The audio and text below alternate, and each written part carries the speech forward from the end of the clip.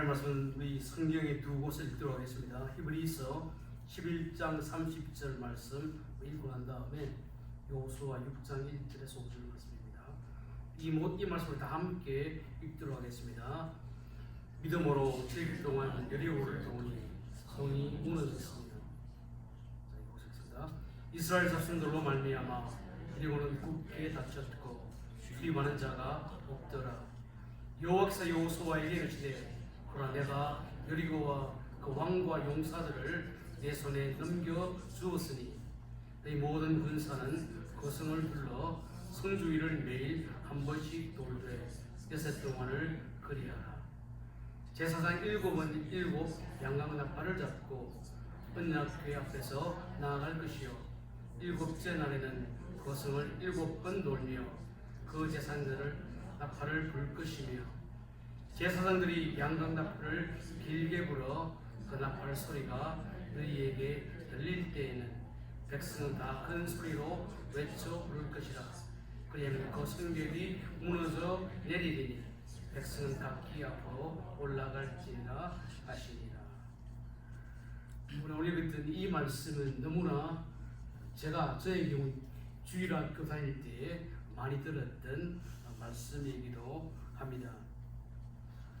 모세가 저 멀리 가나안이 보이는 모압 평지에서, 그렇죠? 1세대는 광야에서 다 죽고 이제 가나안 들어갈 2세대들에게 유언처럼 남겼던 말씀이 신명기 8장 2절의 말씀입니다.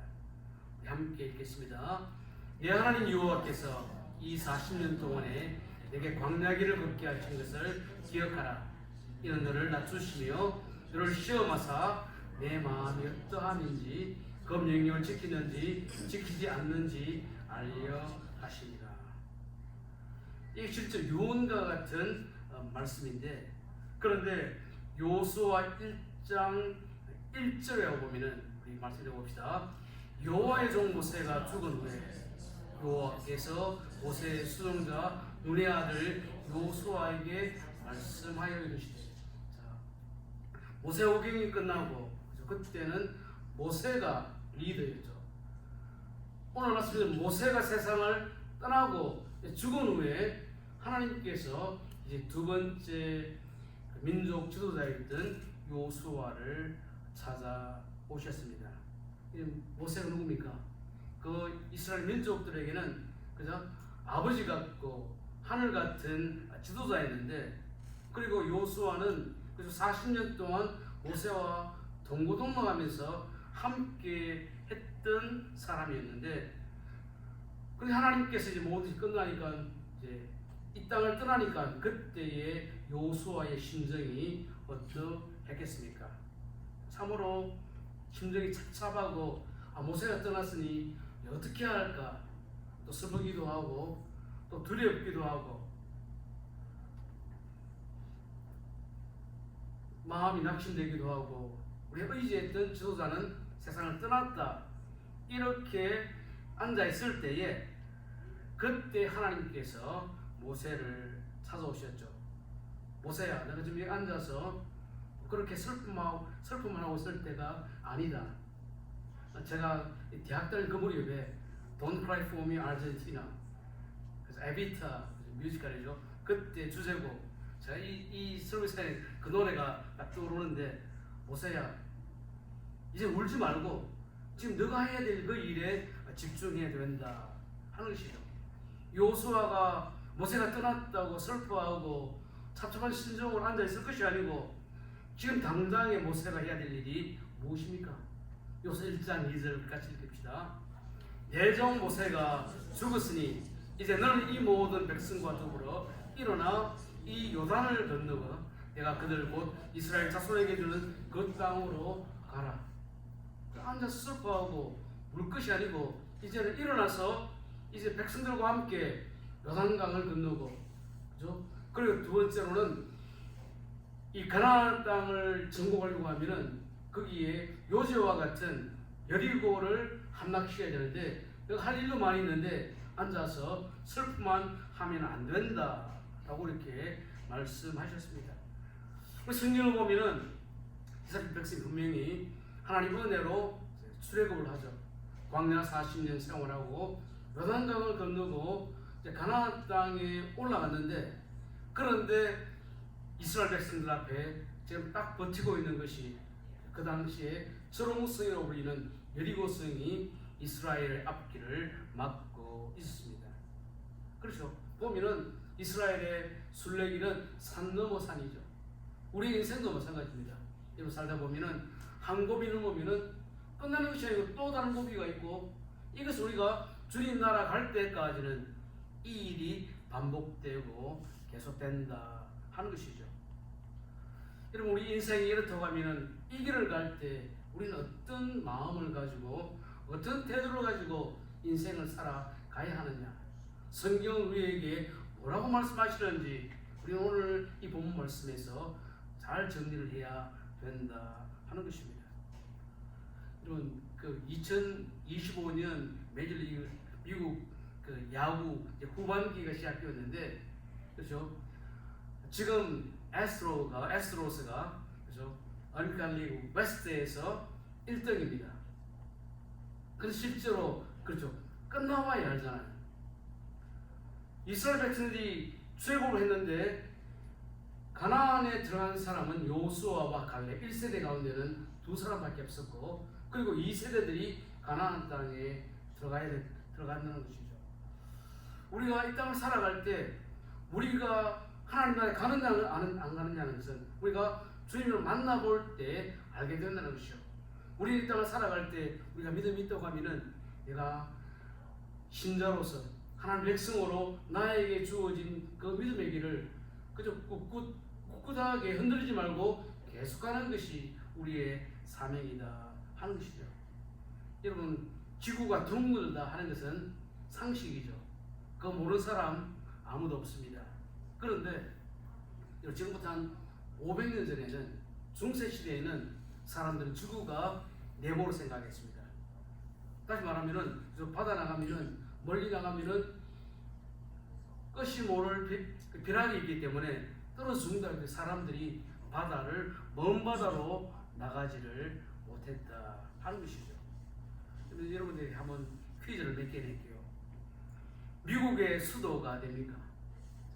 워싱턴 DC죠. 그리고 이스라엘의 수도는 어디입니까? 텔아비브죠. 봄의 언덕의 텔아비브. 여러분 포르투갈의 수도가 어디일까요? 리스본. 맞습니다. 리스본이죠. 실제로 리스본은 한때는 스페인의 땅이었습니다. 미국에 보면 포르투갈가 미국 영이듯이 포르투갈이 한때는 이제 그 스페인의 이 테리토리였는데, 거기에 리스본에 가면은 해안 끝에 한 큰 바위가 있었는데 그 바위에 어떤 글이 새겨있는 거니까 여기가 끝이다. 이 너머는 아무것도 없다.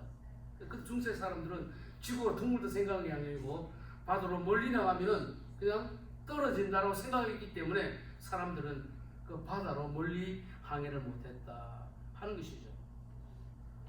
실제로 이제 성경을 보면은 1세기의 사람들도 그죠? 이런 그 세계관을 가지고 있었죠. 지구가 둥글다라고 생각하지 않았기 때문에 로마서 15장 28절 말씀 우리 한번 읽어보겠습니다. 그러므로 내가 이 일을 마치고 이 열매를 그들에게 확증한 후에 너희에게로 들렸다가 스바나로 가리라. 여기 내가가 누굽니까? 바울이죠. 바울이 로마에 편지를 보내면서 내가 이 일을 다 마치면은 나는 스바나로 간다. 스바나가 됩니까? 스페인입니다. 그때만 하더라도 그 1세기의 사람들은 스페인이 지구의 끝이라고 이렇게 생각하고 있죠. 그러니까 포르투갈은 더 끝이잖아요. 그때 모든 사람들은 지구가 둥글고, 그리고 그죠, 리스본에서 더 멀리 나가면은 이제는 돌아올 수 없는 그런 벼랑으로 떨어진다라고 생각하고 있었는데, 그런데 1492년 리스본에서 배에 탔던 그룹이 있습니다. 그 그룹에 리더가 있는데 그가 말하기는 지구는 여기가 끝이 아니고 우리는 더 멀리 갈 수 있다라고 생각했던 그 사람이 누군가 하면은 누구겠습니까? 크리스토퍼 콜럼버스입니다. 그때 사람들은 지구는 네모라고 생각했는데 그 사람 지구가 둥글다. 리스본이 끝이 아니고 새로운 대륙이 있다라고 생각하고 그쵸 1392년에 이 바하마 쪽에 그쪽에 제도를 발견했다 하는 것이죠. 실제로 그때 15세기쯤에는 유럽에는 그죠? 두 차례 큰 재난이 지나 큰 지진도 있었고 그리고 전염병으로 많은 사람들이 죽고 있을 그때에 콜럼버스는 저 멀리 희망의 땅이 있다라는 이런 희망을 가지고 항해를 떠났다 하는 것이죠.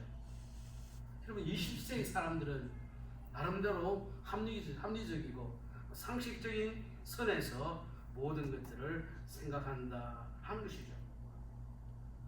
그래서 실제 우리 신앙인 그리스도인은 상식이나 합리적인 그 위에 믿음과 또 소망으로 말씀을 하나님께서 살아계신다. 내 인생은 하나님이 이끌어 가신다고 하는 내 인생은 하나님 손에 있다고 하는 이 믿음과 말씀으로 우리의 삶 가운데 때로는 어려운 순간에도 그것을 뛰어넘고 간다 하는 것이죠. 여러분 11장 30절 말씀 한번 봅시다. 믿음으로 7일 동안 여리고를 도우니 성이 무너졌습니다. 여리고 앞까지 왔던 사람, 가나안 땅까지 도착한 사람들은 하나님께서 이 가나안을 우리에게 주셨다. 이 땅은 약속의 땅이다. 이 땅은 하나님의 능력과 은혜와 믿음으로 들어갈 수 있다라고 생각했던 단 두 사람 요수아와 갈렙 그리고 2세대 이 유대인들만이 가나안 땅에 들어갔다 하는 것이죠. 실제로 여리고 올 때까지 수많은 일들이 있었지만 그 모든 어려움과 난관들을 하나님 은혜로 극복한 사람만이 이제 여리고 앞까지 오게 되었다 하는 것이죠. 실제로 지금 여리고 앞에 섰을 때에 이스라엘 사람들의 마음 가운데는 또 벽인가? 또 이 길을 넘어갈 수 있을까라고 생각했지만 그러나 하나님은 분명히 이스라엘 백성들에게 아브라함에게 내가 가나안을 준다라고 약속하기 때문에 그 약속을 믿었던 사람들은 여기까지 왔다 하는 것이죠. 우리가 이스라엘 백성들이 출애굽하고 수많은 일들이 있죠. 홍해가 앞길을 가로막았고 하나님 은혜로 홍해를 건넜고 40년 광야 가운데 수많은 어려움이 있었지만 하나님께서 만나와 메추라기로 먹이시고 또 구름 기둥과 불 기둥으로 인도하셨기 때문에 광야도 지났고 그리고 가나안 땅 갔을 그때에 그 사울이면은 볼이 추수할 때는 요단강이 범람하기 때문에 건널 수 없는 큰 강이었지만은 하나님 은혜로 요단강을 건넜지만은 그러나 또다시 여리고가 그들의 앞을 막고 있었지만은 그런데 결국에는 믿음을 가졌던 사람은 여리고를 돌아왔고 성이 무너졌기 때문에 가나안이 정복이 되었다 하는 것이죠. 다시 말하면 우리의 땅에 순례길을 걸어갈 때에 우리 앞에 수많은 일들이 있지만은 이 일들을 극복하고 넘어갈 수 있는 원리와 비율이 무엇인가? 신앙생활의 성공의 방정식이 뭐냐 하는 것을 오늘 말씀을 통해서 두 가지로 생각하도록 하겠습니다. 첫 번째로는 하나님의 방법으로 내 계획, 내 생각이 아니고 모든 것은 하나님의 방법과 하나님의 뜻대로 하는 사람이 내 앞에 여리고와 같은 문제, 홍해와 같은 그런 참으로 어려운 사건들 다 오버컴할 수 있다 하는 것을 말씀하신다 하는 것이죠.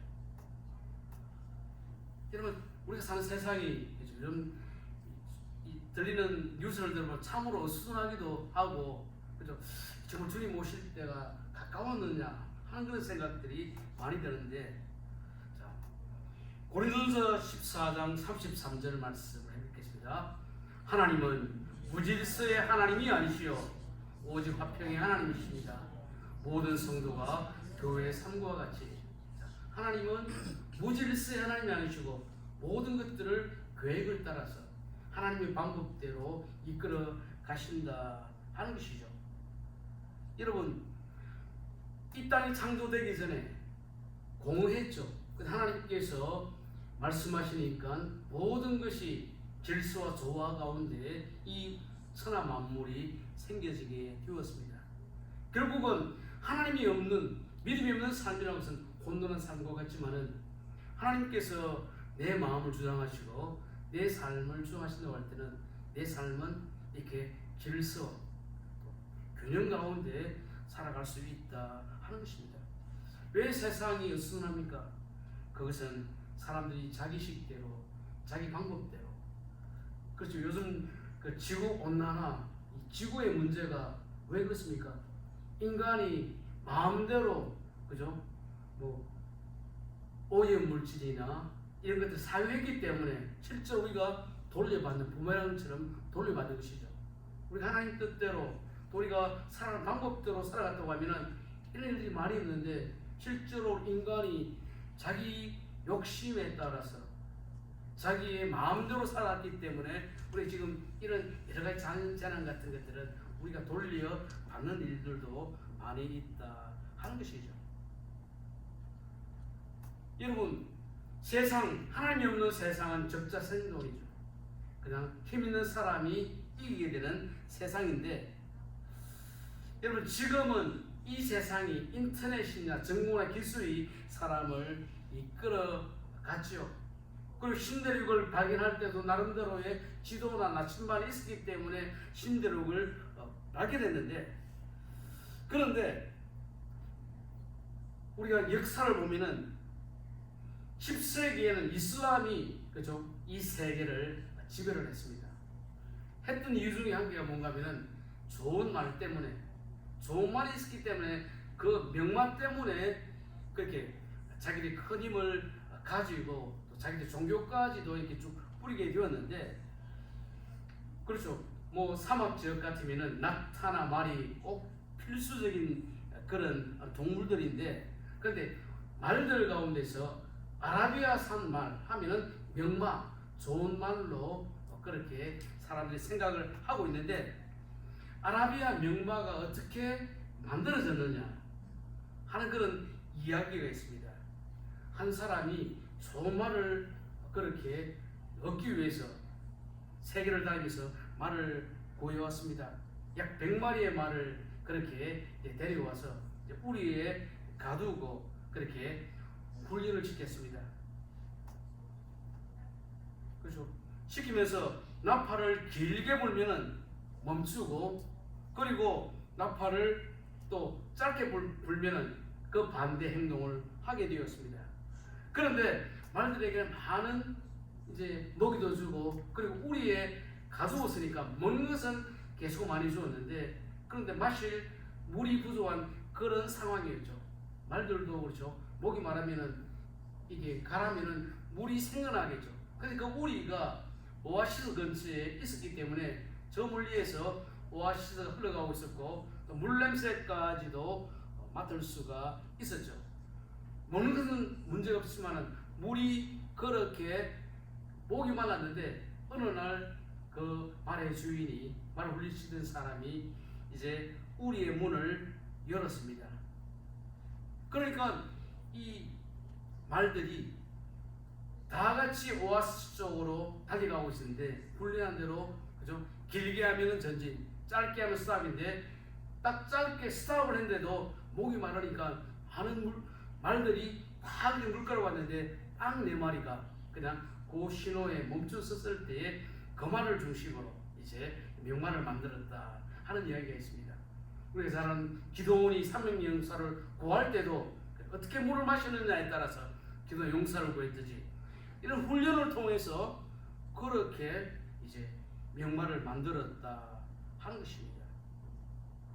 여러분, 우리가 이 땅을 살아갈 때 하나님께 쓰임받는 인생, 또 하나님께서 우리를 사용하시는 그런 삶을 살아가려고 하면은 하나님의 말씀과 하나님의 명령에 순종하고 반응하는 사람을 하나님께서 사용하신다 하는 것을 우리에게 알려주고 있죠.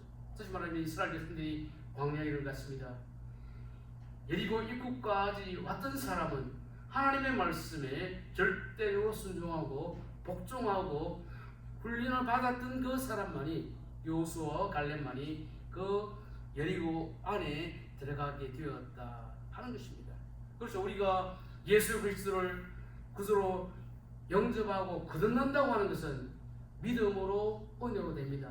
그래서 나의 노력으로 되는 것이 아니고 내가 예수 그리스도 구주로 영접하고 믿으면 하나님의 아들 본어게인 크리스천이 되는데, 그런데 우리가 제자가 된다고 할 때 그 제자는 훈련을 통해서 또 양육을 통해서 그렇게 만들어지고 되어진다 하는 것이죠. 여러분, 저는 육군 출신인데 저도 군대 생활할 때 해병대가 부러웠습니다. 왜 부러운가? 근데 해병이 절로 됩니까? 그렇죠. 특수한 훈련을 받은 사람만이 그렇게 해병대가 될 수 있듯이 우리가 이 땅에서 하나님께 쓰임을 받고 우리 인생이 하나님 나라를 위해서 귀하게 쓰임받는다 할 그때도 훈련을 통해서 하나님의 말씀에 그렇게 잘 반응할 때 되어진다 하는 것입니다. 하나님께서 출애굽하고 이제 광야 수백일 가는 이스라엘 백성들에게 시내산에서 뭘 주시는가 하면은 십계명을 주시고 또 하나님 백성으로 살아갈 수 있는 규례를 주셨습니다. 그리고 광야 행진할 때에 성막을 만들고 어떻게 성막에서 하나님을 만나고 예배하는지를 그렇게 가르쳐 주셨는데, 성막을 만들고 제사를 드릴 때에 자주 나오는 표현이 뭐냐? 출애굽기 30장 25절 한번 읽어봅시다. 그것으로 거룩한 관유를 만들 때 향을 제수하는 법대로 향기름을 만들지니 그것이 거룩한 관유가 될지라. 이 보면은 법대로, 다시 말해 하나님께서 말씀해 주신 방법대로 할 때 하나님께서는 그것을 받으신다 하는 것입니다. 그렇죠. 우리가 오늘날 이 시대를 이끌어가는 생각이, 나는 누가 뭐래도 내 식대로, 내 마음대로, 내 느낌대로 한다. 그렇죠. 포스트 모더니즘의 가장 대표적인 생각이, 누가 뭐라 하더라도 나는 내 방식대로 살아갈 거야. 그런데 결국에는 하나님께서 하나님 나라를 이끌어 가실 때는 하나님의 법대로, 하나님의 뜻대로, 말씀대로 순종하는 사람을 하나님께서 픽업하시고 사용하신다는 것이죠. 하나님께서 이것을, 나는 나의 뜻에 순종하는 사람을 사용한다는 그 가장 대표적인 말씀이 레위기 10장 1절 말씀. 한번 같이 읽어봅시다. 아론의 아들 나답과 아비후가 각기 향로를 가져다가 여호와께서 명령하시지 아니하신 다른 불을 담아 여호와 앞에 분향하였더라. 하나님께서 제사를 드릴 때는 이렇게 하라. 양을 잡는다고 하면 1년 된 양이나 수양 흠없는 그 양만 내가 받는다라고 했죠. 그리고 여기에 보면은 레위기 1장에 보면은 이스라엘이 그렇게 출애굽하고 제사장이 딱 5명 있습니다. 아버지 아론, 그 네 아들 나답과 아비후와 그리고 다른 두 아들, 이 5사람이 있었는데, 나답과 아비후는 첫째 아들, 둘째 아들인데 하나님께서 말씀하셨던 그 방법이 아니고 다른 불을 가지고 하나님 앞에 들어갔을 때에 어떤 일이 일어났느냐? 레위기 10장 2절 읽어봅시다. 불이 여호와 앞에서 나와 그들을 삼킴에 그들이 여호와 앞에서 죽은지라. 그 정도 실수는 봐줄 수 있는데 하나님께 시범 케이스죠. 너가 이 땅을 살아갈 때 내 법대로 하지 않으면 이렇게 죽는다 하는 것을 하나님이 보여주셨다 하는 것이죠. 이 사람들이, 그죠? 강도짓하고 살인하고 그런 경우 아닌데도 너무 심하다 하실 정도로 그렇게 확실하게 너희들이 내 앞에 온다고 하면은, 예배를 드린다고 하면은, 제사를 드린다고 하면 내가 알려준 그 방법대로 한다고 하는 것이죠. 여러분, 이 시대는 종교다운주의라고 말하죠.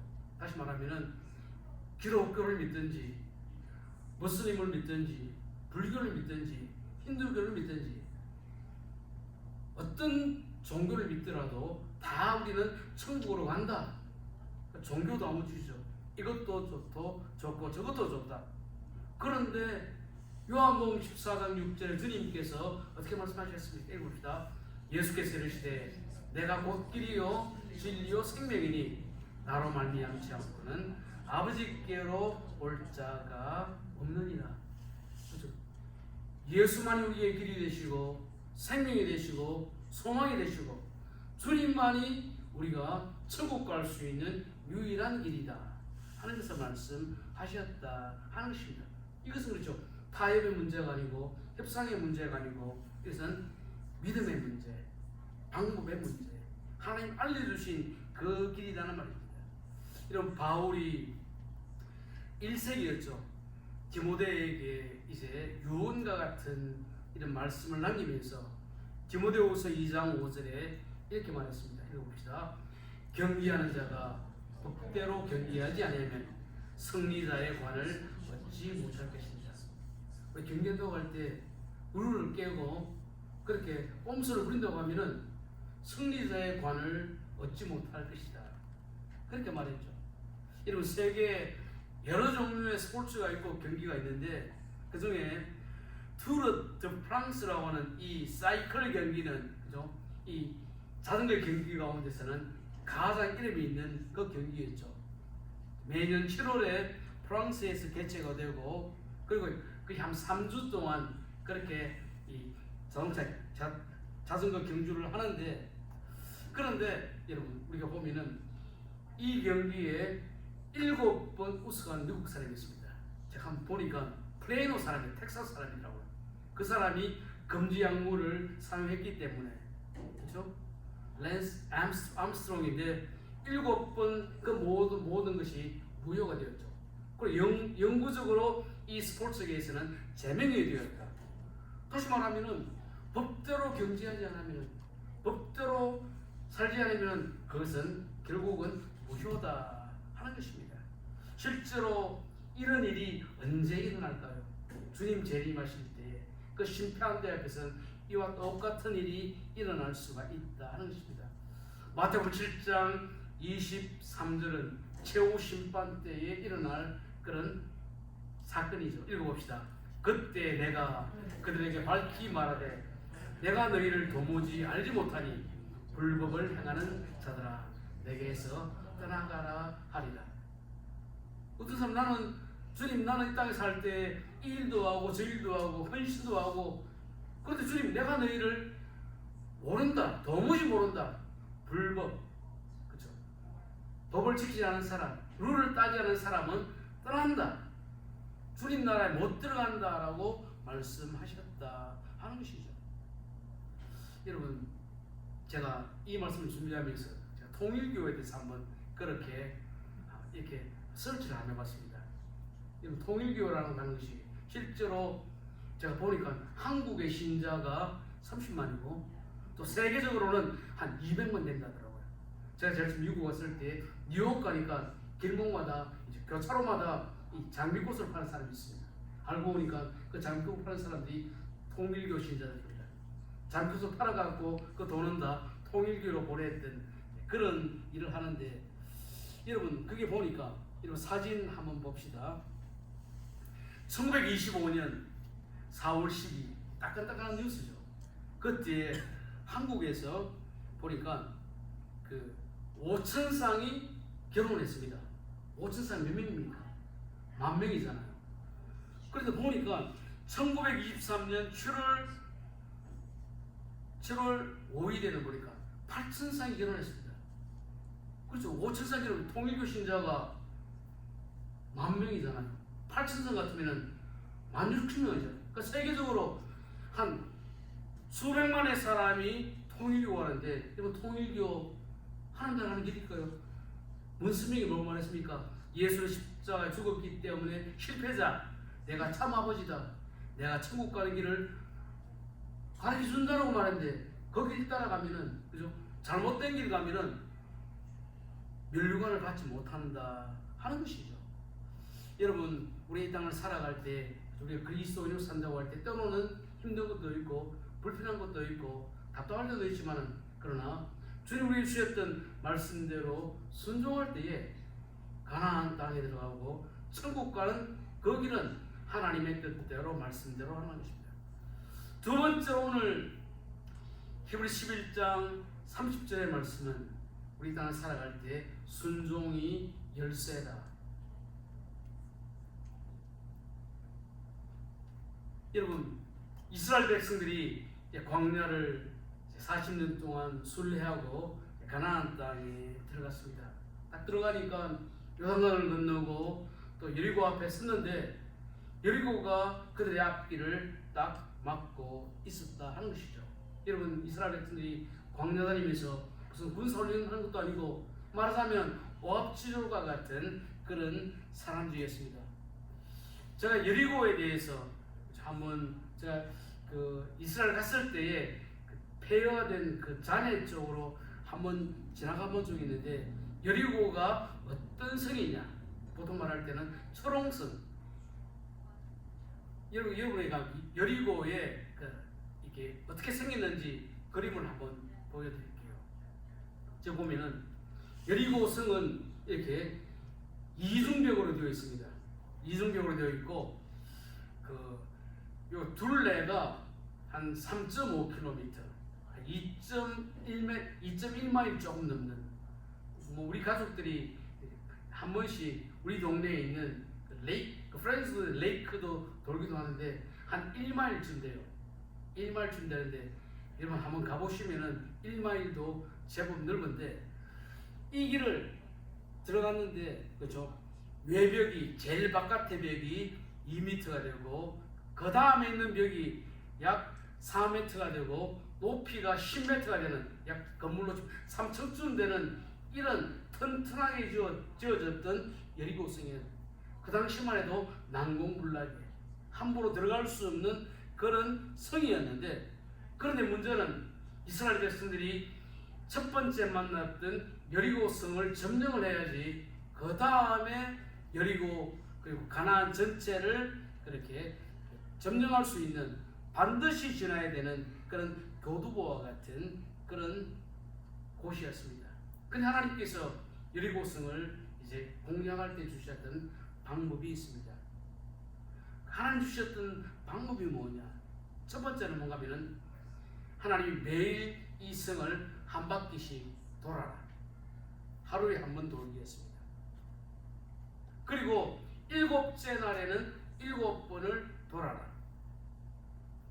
요 전체 둘레가 한 3.5km, 심리 조금 못 되죠. 거의 1시간쯤 돌아야 되는 그런 곳인데, 그런데 여러분 여호수아 6장 3절 말씀 한번 읽어봅시다. 너희 모든 군사는 그 성을 둘러 성 주위를 매일 한 번씩 돌되 6해 동안을 그리하라. 첫째 날에서 6째 날까지는 한 번씩만 돌고, 두 번째로는 여호수아 6장 17절 읽어봅시다. 이 성과 그 가운데 있는 모든 것은 여호와께 온전히 바치되 기생나합과 그 집에 동거하는 자는 모두 살려주라. 이는 우리가 보낸 사자들 그들에게 숨겨 주민이라. 여러분, 그런데 우리가 여호수아 말씀 본문을 보면은 이 여리고성을 돌 때 무조건 도는 것이 아니고 하나님께서 그 성을 돌 때 주셨던 순서와 방법이 있다 하는 것입니다.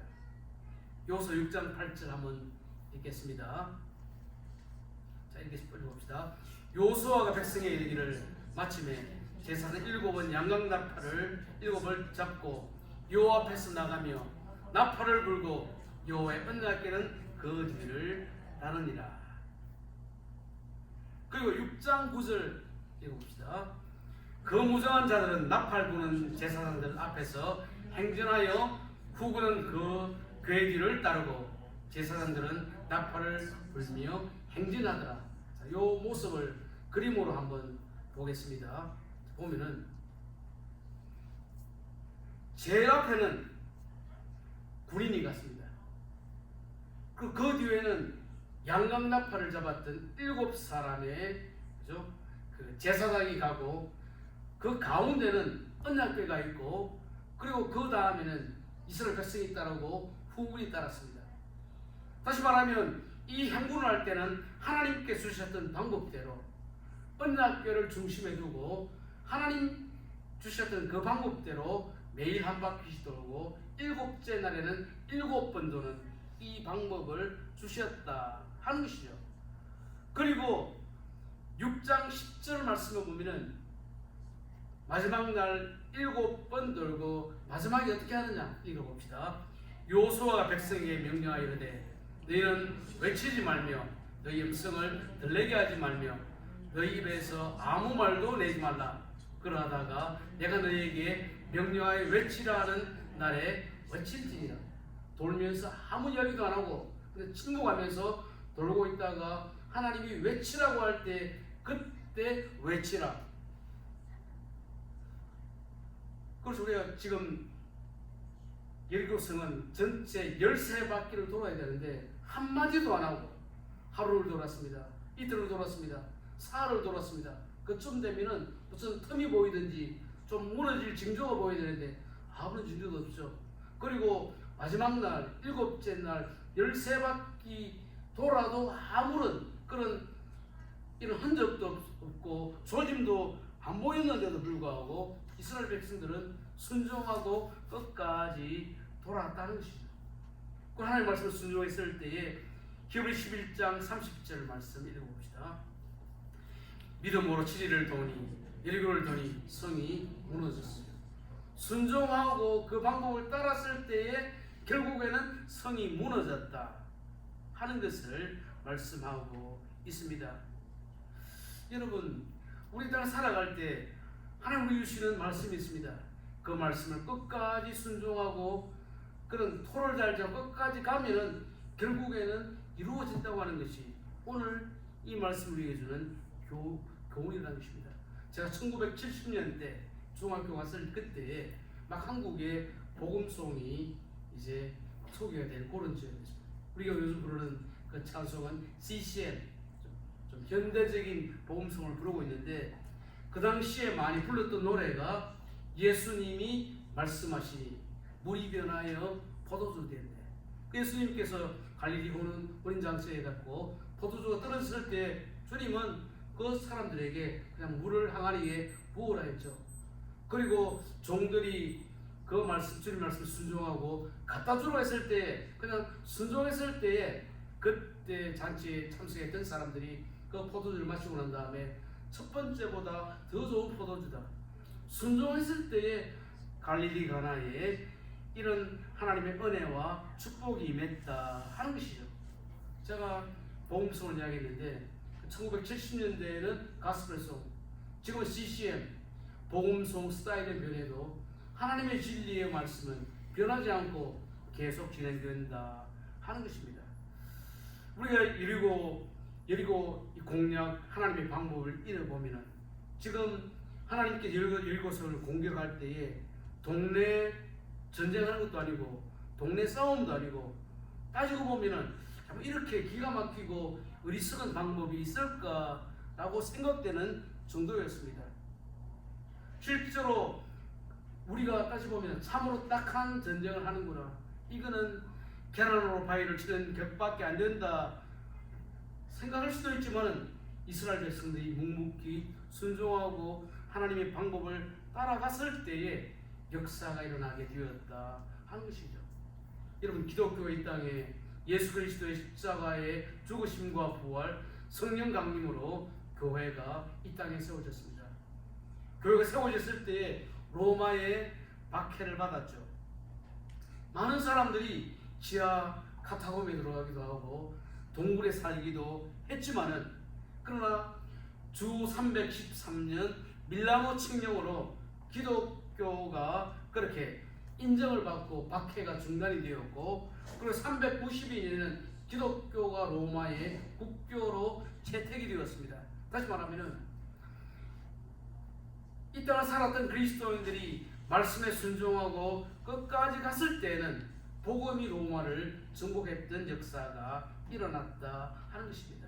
이스라엘 백성들이 광야를 갈 때 물이 없을 때에 이스라엘 사람들이 원망하고 불평했을 때 하나님께서는 모세에게 광야 바위를 철했을 때에 그 바위에서 물이 틀리게 되었고, 또 마라의 쓴물이 나무를 던질 때에 그 물이 달게 변했고, 하나님 말씀에 순종할 때에 역사가 일어나고 살 길이 있었다는 것이죠. 이런 우리가 땅을 살아갈 때 우리도 말씀에 올인하고, 주님 말씀하시면 내가 나가겠습니다, 주님 서라고 하시면 내가 서겠습니다, 순종할 때에 그때의 믿음은 하나님의 영광을 보게 된다는 것입니다. 여러분, 7월에 암송 선고 말씀이 마태복음 6장 33절 말씀, 우리 한번 읽어봅시다. 그런즉 너희는 먼저 그의 나라와 그의 의를 구하라. 그리하면 이 모든 것을 너희에게 더하시리라. 우리 좋아하는 말씀이죠. 다시 말하면 우리가 먼저 내 뜻보다 하나님의 뜻, 하나님의 방법을 그렇게 순종할 때에 놀라운 영광이 우리 가운데, 우리의 삶 가운데서도 일어난다고 하는 것이 오늘의 말씀이라는 것입니다. 우리는 이 땅을 살아갈 때 내가 어떻게 살아야 될지 선택은 우리의 문제입니다. 이제 말씀을 맺겠습니다. 고린도전서 3장 9절 말씀 우리 한번 같이 읽어봅시다. 우리는 하나님의 동역자들이요 너희는 하나님의 밭이요 하나님의 집이니라. 하나님 우리를 펠로우로 쓰죠. 하나님과 함께 일하는 사람입니다. 하나님은 어떤 사람과 함께 일하실까요? 우리가 어떻게 시간을 보내고 여행 간다고 하면은 내가 누구와 함께 가면 좋을까, 그런 사람이 있듯이 하나님께서 함께 일하고 싶어하는 그 사람이 누구냐 하면은 그죠, 하나님 말씀이면 가라면 가고 서라면 쓰고 그 말씀에 순종하는 그 사람을 지금도 하나님 나라의 일꾼으로 사용하신다 하는 것입니다. 우리 오늘 이 복음 찬송 함께 해봅시다.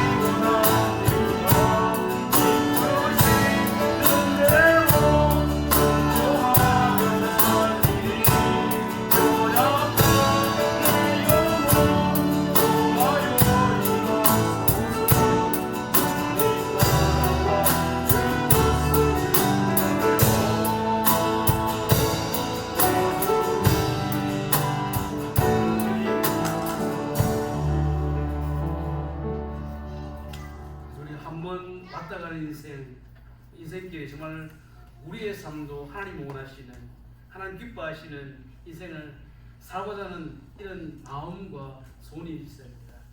이런 인생을 살려고 하면은 그죠? 하나님이 가라고 하면 가고 서라고 하면 쓰고 말씀을 몸을 던지려면 던지는 이런 순종이 있을 때에 그때에 우리의 삶 가운데도 이런 놀라운 역사가 일어날 수 기억하고 우리의 순례길에 말씀 순종하고 하나님 방법을 따를 때에 놀라운 하나님의 은혜와 축복이 우리의 삶에 넘치는 복된 삶을 살아가시는 성도님들 되시기를 바랍니다. 우리 오늘 이 말씀 우리 하나님, 내가 인생 순례길 갈 때에 하나님의 방법 순종하고 그 방법대로 살아갈 수 있도록 은혜 주시고 힘을 주십시오. 우리 함께 기도하도록 하겠습니다.